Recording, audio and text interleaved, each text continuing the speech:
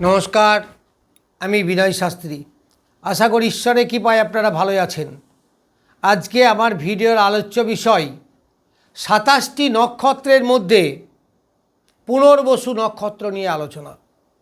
এই পুনর্বসু নক্ষত্রে যাদের জন্ম তাদের বৈশিষ্ট্য কেমন হয়, চরিত্র কেমন হয়, তাদের জীবনযাত্রার মান কেমন হয় সেই সম্বন্ধে বলবো।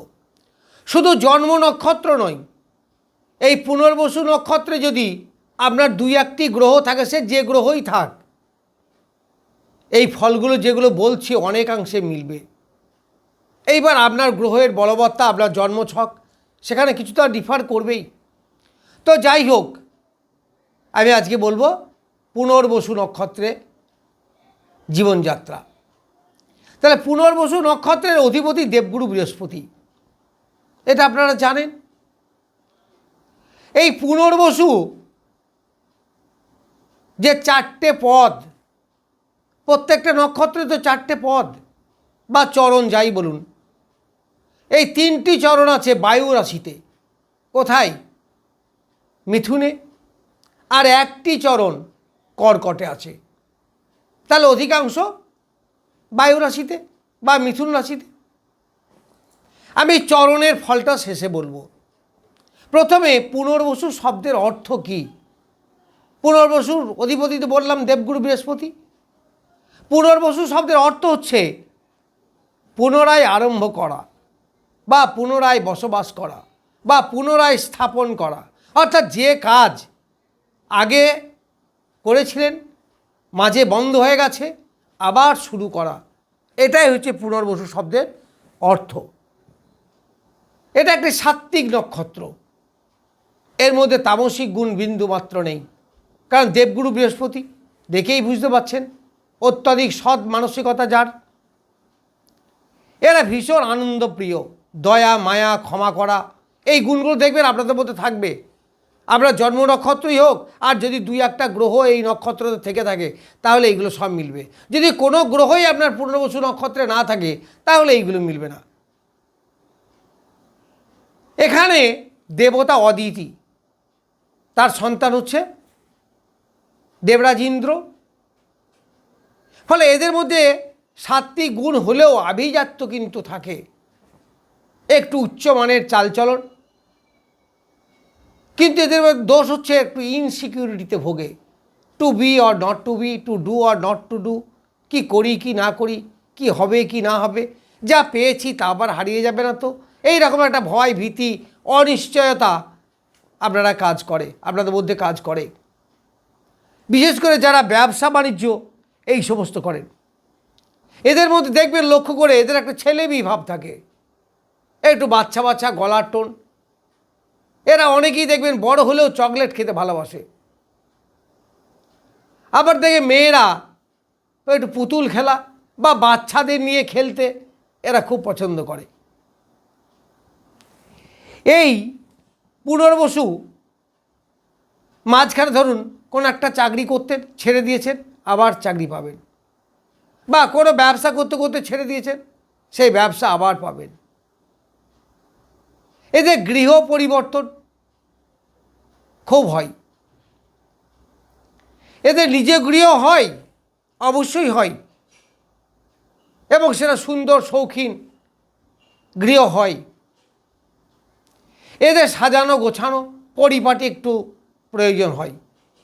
যারা মেয়েরা দেখবেন হাতের কাজ, ঘর সাজানোর কাজ, এইগুলো বেশ ভালো হয়।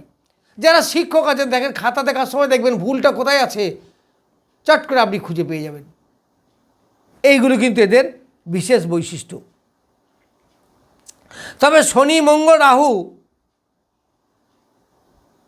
বা অষ্টমপতি, ষষ্ঠপতি, দ্বাদশপতি এই নক্ষত্রে থাকলে খুব ঝামেলা ঝঞ্ঝাটে পড়তে হয়। নানা ঝামেলা ঝঞ্ঝাট, কর্মে বাধা বিপত্তি এইগুলো হয়।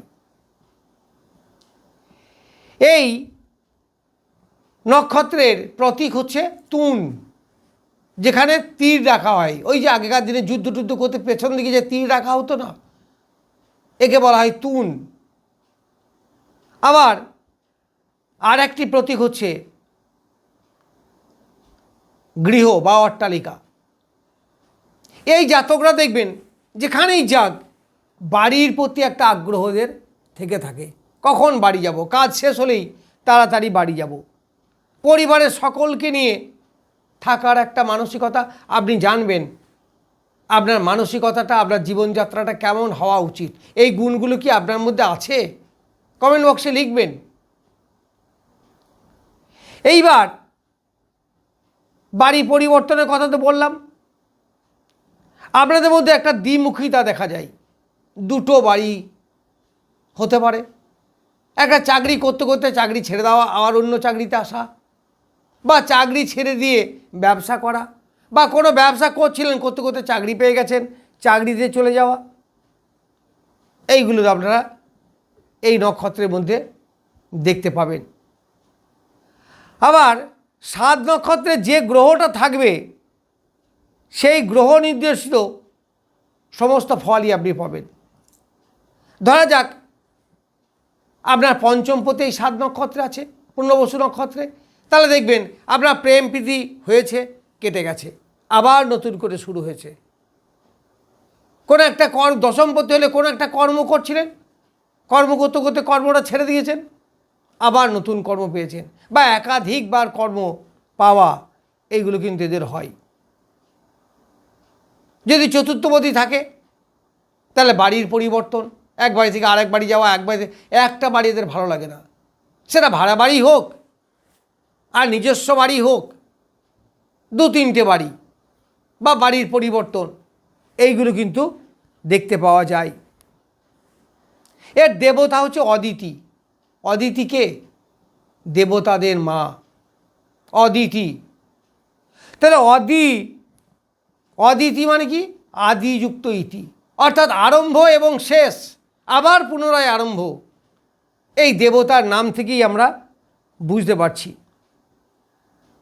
এরা সাত্ত্বিক নক্ষত্র অবশ্যই, কিন্তু তার মধ্যেও সুন্দর পোশাক পরিচ্ছদ, বিলাসিতা, পরিষ্কার পরিচ্ছন্নভাবে থাকা, এই সমস্ত মানসিকতাগুলো এদের দেখা যায়। বেশিরভাগই দেখবেন এদের দেখতে সুন্দর হয় এবং বেশ অ্যাট্রাকটিভ হয়।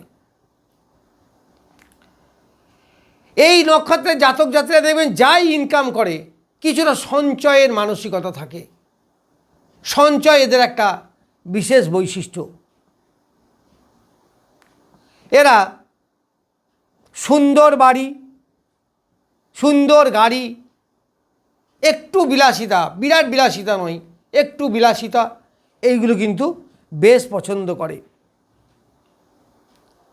এই সমস্ত জাতক জাতিকারা নিজের বেশভূষার প্রতি একটু নজর রাখে, অর্থাৎ পরিষ্কার পরিচ্ছন্ন থাকা, টিপটপ থাকা, এইগুলো এদের মধ্যে থাকে। এদের সাধারণত 30, 40 এবং 86 এই 3টি বছর একটা উল্লেখযোগ্য পরিবর্তন ঘটে।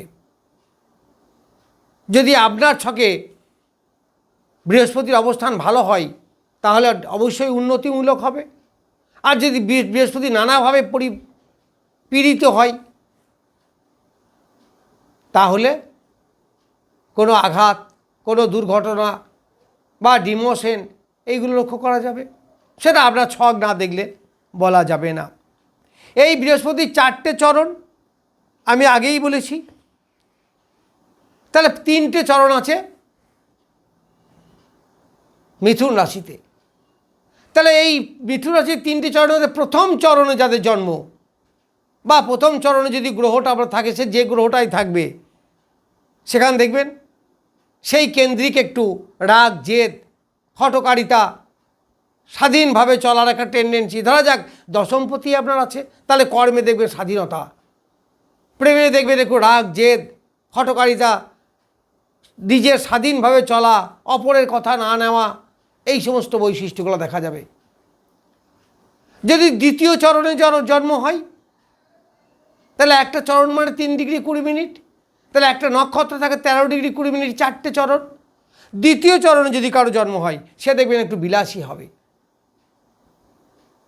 তার মধ্যে আর্টিস্টিক কোয়ালিটি থাকবে, তার মধ্যে নম্রতা, ভদ্রতা, কিন্তু রাজসিক গুণ সেখানে প্রকাশ পাবে। এদের মধ্যে এগুলো দেখা যাবে। একটু রিচ খাবারের প্রতি টেন্ডেন্সি, এইগুলো দেখা যাবে।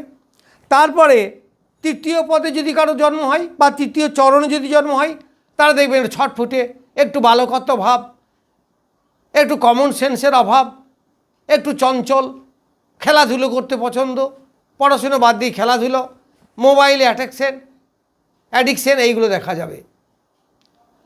আর চতুর্থ চরণটা আমি বলেছি কর্কট রাশিতে পড়বে। তারা যে চতুর্থ চরণে হয় তাহলে কর্কট রাশিতে পড়ছে, তাদের মধ্যে ইমোশন, একটু ইমাজিনেশন,